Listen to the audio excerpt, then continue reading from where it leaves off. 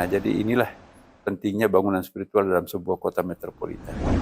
Mencontoh masjidnya Nabi. Masjid Nabi itu juga sangat familiar dengan orang-orang yang beragama lain. Mhm.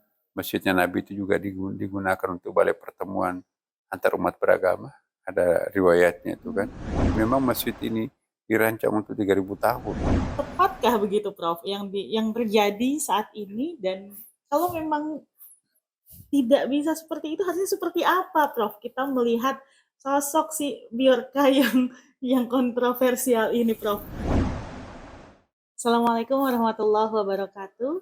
Shalom, Om Swastiastu, Namo Buddhaya, Waite Dongkyo. Sahabat para pecinta kerukunan, bertemu lagi bersama saya Nanda Khairia, tentu saja di Sunan Suara Kerukunan. Dan kali ini tim Sunan sudah hadir di salah satu, saya ingin mengatakan ini adalah tempat simbolnya kemerdekaan dan kerukunan di Indonesia. Kami sudah hadir di Masjid Istiqlal dan berkesempatan kali ini bisa berdiskusi secara langsung dengan Imam Besar Masjid Istiqlal sudah hadir bersama kita semua. Assalamualaikum Prof. Waalaikumsalam warahmatullahi wabarakatuh. Baik ya Prof. Alhamdulillah, alhamdulillah. Alhamdulillah. Sahabat para pecinta kerukunan, tadi saya katakan di awal bahwa Istiqlal ini adalah satu simbol kemerdekaan. Kalau kita cari di Google, artinya Istiqlal itu memang kemerdekaan atau bebas begitu ya Prof ya. Mungkin bisa lebih mengeksplorasi lagi. Saya yakin sahabat pecinta kerukunan ini sudah biasa melihat Istiqlal, bahkan mungkin ada yang rutin ke sini untuk sekedar mengaji, beribadah atau berteduh barangkali, tapi tidak banyak yang kemudian tahu bagaimana posisi Istiqlal pada saat kemerdekaan Indonesia pada saat itu, Prof. Baik, Istiqlal ini adalah kebanggaan kita sebagai warga bangsa Indonesia ya kan. Bukan hanya kebanggaan umat Islam, tapi ini kebanggaan nasional kita ya. Karena dari segi penciptaannya sendiri, arsiteknya Istiqlal ini adalah Pak Silaban namanya. Mhm. Pak Silaban ini seorang Protestan ya kan. Dan di antara sekian peserta tender ya, peserta arsitek untuk Mhm. melakukan, karena disembarkan ya, siapa nanti akan mempresentasikan terbaiknya, itu akan dipilih oleh Presiden sebagai perancang Masjid Istiqlal. Mhm. Nah, di antara 5 yang masuk final pada waktu itu, nah kebetulan yang memenangkan adalah Silaban. Pak Silaban Mhm. ini seorang engineering dari eh, Sumatera Utara, tapi background pendidikannya di Belanda. Ya, beliau sangat ahli. Kalau kita lihat di dalam rancangannya itu sangat mengerti dengan konsep ketuhanan ya kan. Mhm. Ya, kita lihat dari segi menaranya tingginya 6.666 cm Mhm. sama dengan jumlah ayat. Kubah, diameter kubahnya itu 45, artinya tahun 1945. Kubah kecilnya itu 17, berarti itu tanggal 17 ya kan. Mhm. Dan kemudian itu juga ada apa, bulan 8. Mhm. Jadi lantai 5 itu artinya Pancasila dan rukun Islam. Mhm. Ya, kemudian 12 tiangnya itu ya 12 bulan dalam agama Islam itu ya. Nah, jadi full simbolik. Semula Insinyur Bung Hatta sebetulnya Mhm. mengusulkan masjid itu dibangun di Hotel Indonesia sekarang kan. Mhm. Karena di situ kan dekat dengan Pasar Tanah Abang. Mhm. Nah, tapi Bung Karno mengusulkan bagaimana kalau itu dibangun di Benteng Wilhelmina pada waktu itu. Jadi dulu Istiqlal ini benteng, nggak ada orang Mhm. sekawasan ini nggak ada. Masih sepi begitu, Ya Prof? sepi. Mhm. Nah terus Bung Hatta, siapa yang mau sholat di situ? Nah akhirnya Bung Karno mengatakan kita mau membangun masjid itu bukan sekarang, bukan saja umat kita sekarang ini. Insya Allah nanti ke depan itu akan kita bangun Masjid Istiqlal ini yang salah satu di antara ikon yang akan mengerumuni eh, Monas ya, National Monument kita Mhm. kan. Mhm. Di situ ada Istana Negara, kemudian juga di sini ada Istiqlal, dan di situ juga nanti akan ada pusat perkantoran negara ya kan. Mhm. Mhm. Itu obsesinya Bung Karno. Jadi kalau dibangun di HI wilayahnya sempit ya. Mhm. Memang dekat pasar. Nah, kita juga akan membangun Istiqlal itu untuk bukan 300 tahun tapi 3 milenial, 3.000 tahun. Maka itu tidak ada kayu di sini di Istiqlal Mhm. ini. Jadi semuanya besi, besinya pun juga bukan besi biasa, semuanya besi stainless yang bisa bertahan sampai 3.000 tahun tuh. Nah, ini waktu di Pugar Masjid ini susah sekali menggali toilet WC. Kenapa? Karena di sini full besi baja di bawah ini, cakar ayam. Jadi akhirnya kita nggak bisa ngapa-ngapain lagi. Memang masjid ini dirancang untuk 3.000 tahun. Ya. Berapa kali gempa nggak ada bekasnya sedikit. Iya, iya. Yang menarik tadi Prof sampaikan bahwa, arsitekturnya ini justru orang non-muslim begitu ya Prof, Mhm. dengan latar belakang yang memang sudah mengetahui ajaran-ajaran Islam yang kemudian dijadikan simbol, dalam proses pembangunan Istiqlal ini gitu. Maka tidak heran mungkin kalau ada yang bilang Istiqlal ini adalah simbol kerukunan. Selain memang lokasinya ini ada di depan katedral, juga rupanya dibangun oleh tidak hanya semuanya muslim begitu Prof. Sekarang kan yang akhir-akhir ini, kadang ada beberapa orang yang, non-muslim tidak boleh ikut bantu masjid, tidak boleh ikut bantu musola atau yang sebaliknya begitu. Seolah-olah yang muslim nggak boleh ikut bangun gereja begitu Prof. Ternyata Istiqlal sendiri sudah menyontohkan itu maksudnya. Iya, kalau kita lihat dalam hadis Nabi, ya kan, suatu saat Rasulullah menyaksikan ada rumah ibadah, gereja ya, nggak pernah selesai-selesai bertahun-tahun. Akhirnya Nabi memberikan instruksi, tuh kasihan tuh mereka mau beribadah tapi nggak ada rumah ibadahnya, nggak selesai-selesai tuh rumah ibadahnya, tuh bantu dia. Mhm.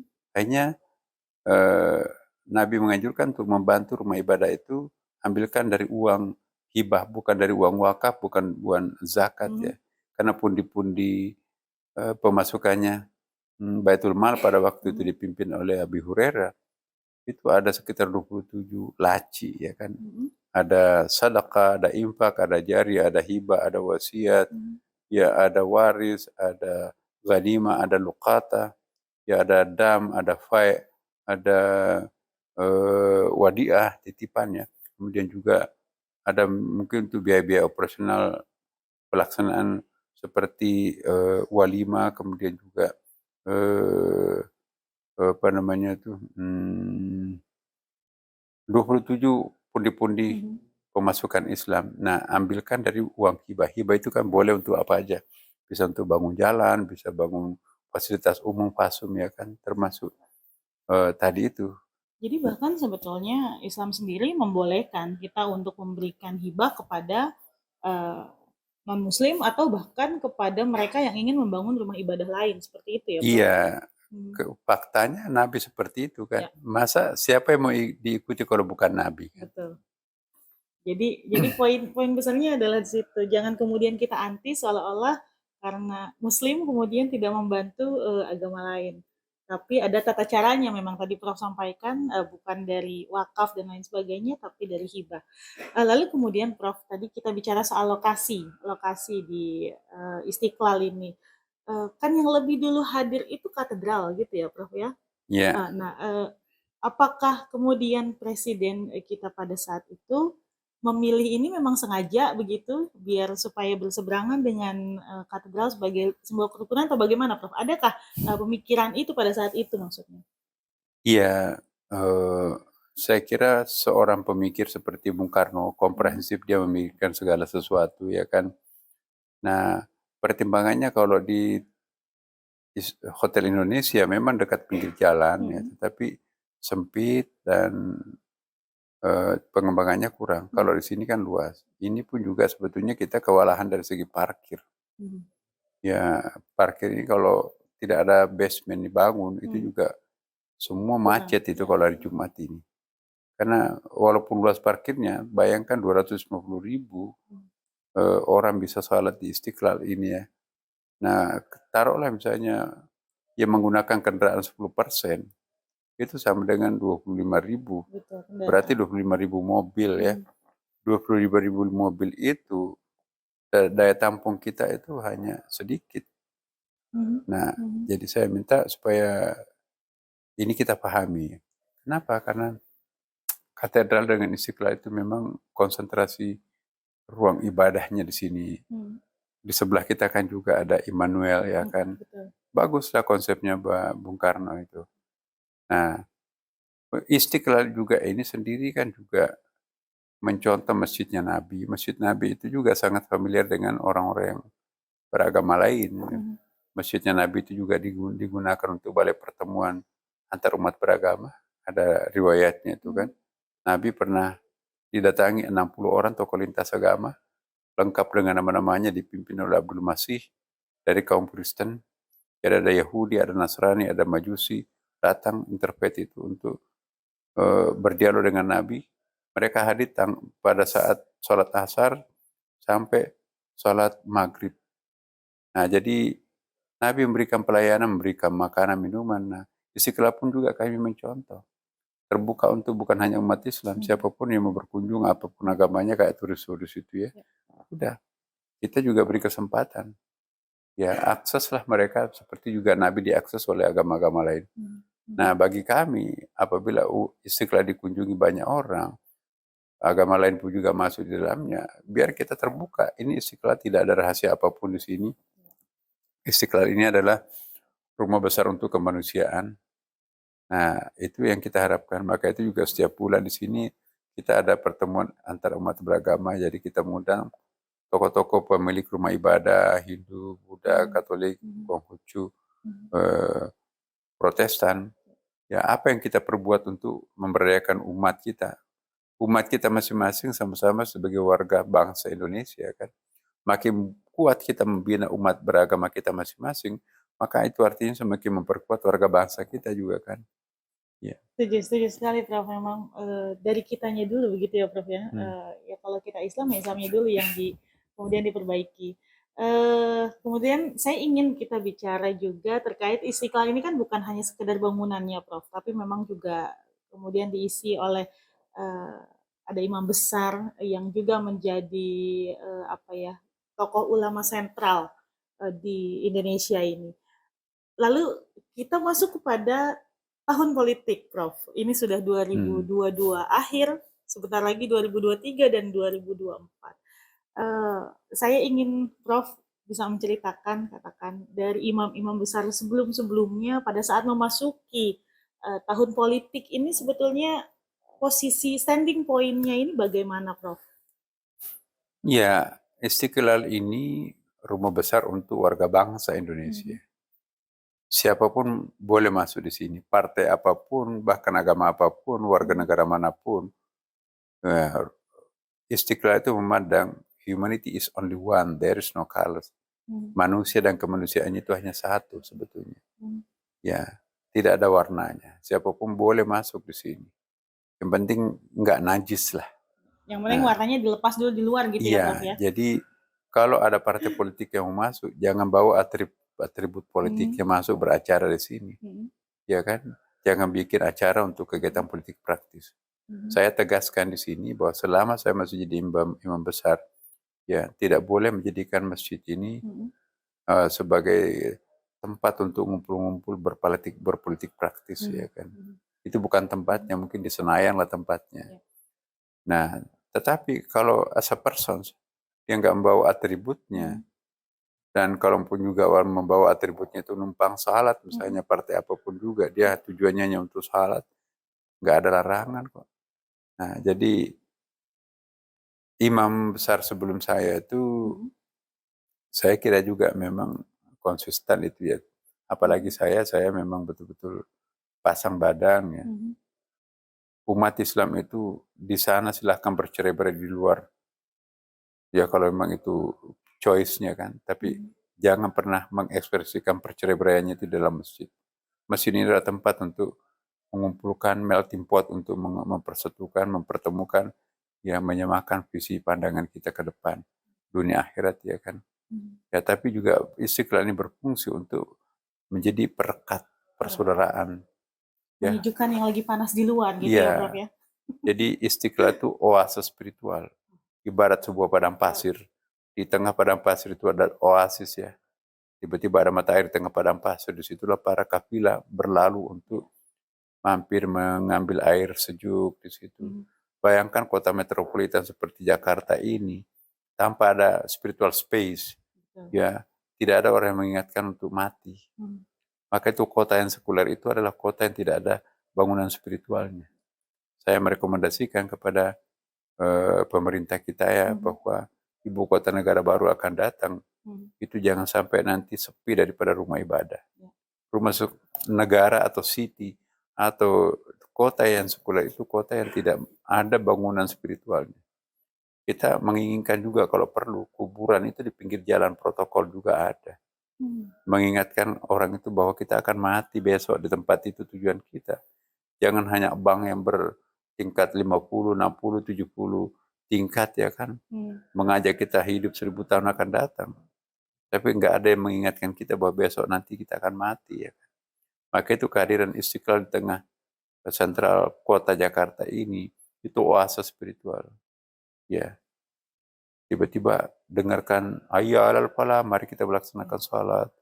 Ya, Mhm. tadinya berpikir untuk 1000 tahun diingatkan nanti mati sebentar malam, padahal nggak ada bekal saya apa gitu. Ya. Ah, Ya. mampirlah sedekah, infak jariah, ya kan. Nah, Ya. jadi inilah pentingnya bangunan spiritual dalam sebuah kota metropolitan. Jadi tidak hanya sekedar bangunan tapi ada ruhnya atau ada Hmm. kekuatan spiritual yang tadi Prof sampaikan bahwa Istiqlal ini adalah oasisnya, oasis dari di luar sana kita boleh bicara soal politik, kita boleh bercerai-berai, tapi ketika masuk ke sini ya imamnya hanya satu yang menjadi Mhm. imam sholat, kemudian sama-sama berjamaah mengikuti Iya. gerakan yang sama. Wah menarik sekali ini, Prof. Eh, Kemudian ada yang ingin juga saya tanyakan, Prof. Yang saat ini lagi ramai diperbincangkan ini kan terkait dengan keamanan sistem Hmm. negara begitu ya, Prof. Sebut saja kita sudah tahu sama-sama ada Bjorka di sana yang memang saat ini lagi viral dibincangkan di mana-mana. Tapi saya tidak ingin bicara soal teknisnya apa yang sudah dia lakukan dan lain sebagainya. Tapi kemudian impact-nya kan ini kepada masyarakat karena yang diserang oleh Bjorka kan lebih kepada lembaga pemerintahan, Prof.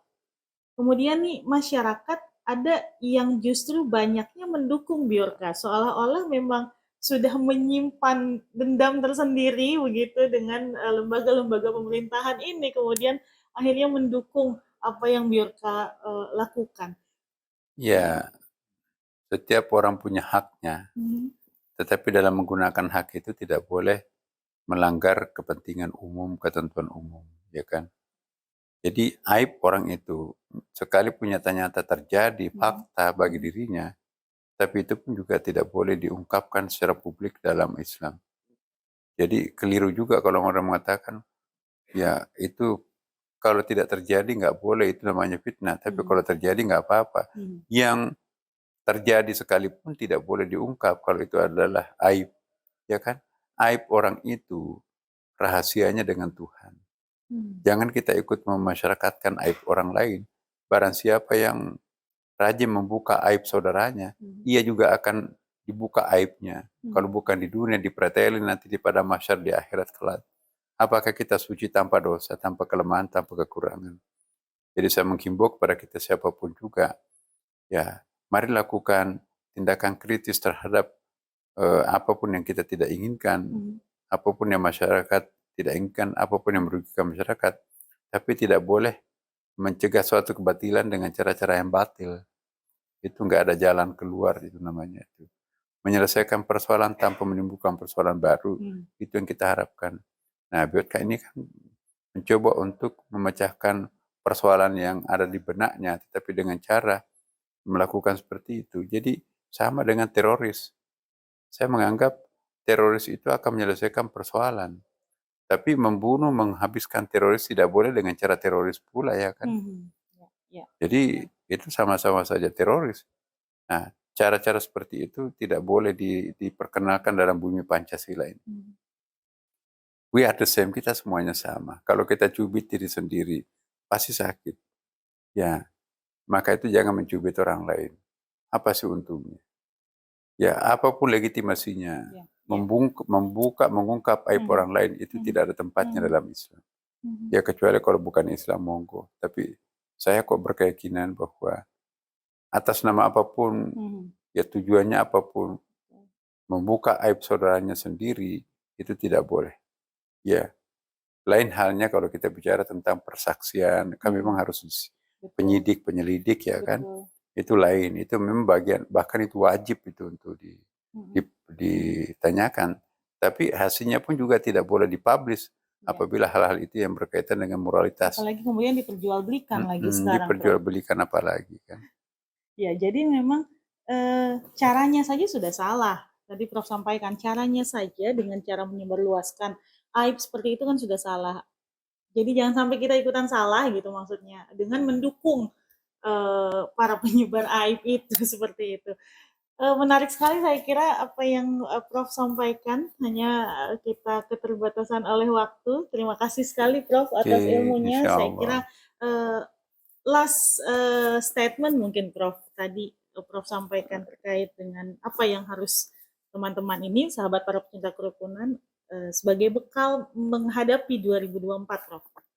Pertama ya, saya ingatkan bahwa kita ini satu bangsa, satu tanah air, satu bahasa. Jangan hanya karena kepentingan sesaat, kita rela untuk mengorbankan sesuatu yang maha besar untuk bangsa kita ini. Yang kedua ya kan, sadarlah kita semuanya ya bahwa politik itu memang penting, tetapi tidak sepenting dengan mempertahankan keutuhan bangsa. Persaudaraan itu jauh lebih penting daripada untuk mencapai kedudukan presiden walaupun. Ya, apa artinya kita membangun istana di atas puing-puing kehancuran orang lain? Enggak berkah. Sedikit tapi berkah itu lebih baik daripada banyak tapi enggak berkah, ya kan?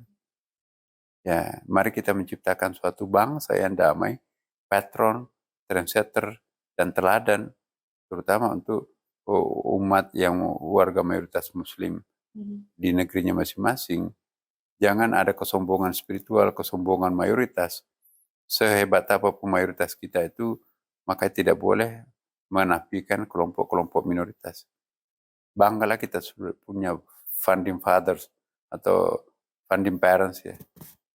Orang tua kita yang mendirikan bangsa ini tidak mau menampilkan eksklusivitasnya. Bayangkan ketuhanan dengan berkewajiban menjalankan syariat Islam bagi pemeluknya, merelakan dicoret diganti dengan ketuhanan yang Maha Esa. Itu atas tuntutan minoritas. Itu pun juga sebagian kecil dari negara Indonesia. Sekecil apapun bangsa Indonesia itu perlu diperhatikan. Inilah jiwa besar yang dimiliki oleh pendiri bangsa kita, luar biasa.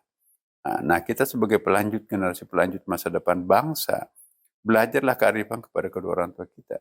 Rela mengorbankan sedikit kepentingannya untuk mempertahankan keutuhan bangsa. Jangan kita nggak mau sumbing walaupun sedikit. Bahkan yang lain hancur demi untuk keutuhan aku sendiri dengan oligarki aku. Itu nggak boleh. Nah, terakhir sekali saya ingin menghimbau kepada siapapun juga warga kerukunan. Mari kita menjadikan Indonesia sebagai contoh kerukunan beragama dalam dunia internasional. Makasih. Assalamualaikum warahmatullahi wabarakatuh. Waalaikumsalam warahmatullahi wabarakatuh. Terima kasih Prof. Ini tadi Prof sampaikan sedikit tapi berkah. Nah, ini namanya sebentar tapi ilmu semua yang kita dapatkan sama-sama. Menjaga keutuhan NKRI adalah nomor 1, gitu ya Prof ya. Jadi bukan sekedar bicara soal politik. Terima kasih para pecinta kerukunan atas waktunya. Jangan lupa support kita terus dengan cara like, comment, share, dan subscribe di channel Info Kerukunan. Menghormati bukan mengikuti, menghargai bukan mengimani. Saya Nanda Khairia pamit. Wassalamualaikum warahmatullahi wabarakatuh. Waalaikumsalam.